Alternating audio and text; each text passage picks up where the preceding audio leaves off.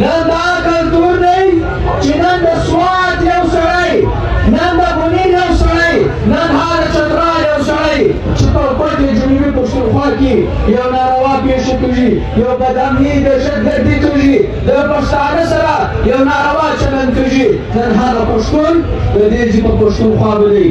نن د دې ځای پښتون چې په تیرا کې د ریاست لخوا جټ بمباري کېږي، نن په دې پښتون چې هلته ډېر کم و بیش ډېر کسان ماشومان زنانې او سپین ږیري ځوانان په دې کې شهیدان کېږي.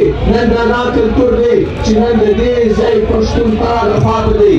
نن دا زما او ستا کلتور دی چې نن کډوال ډېر په ناترسۍ باندې، نن کډوال په غیر انساني طریقه باندې د عالمي قوانین خلاف ورزۍ باندې په داسې طریقه باندې دوی په بې عزتۍ باندې دا د دې ځای پسې اخلي.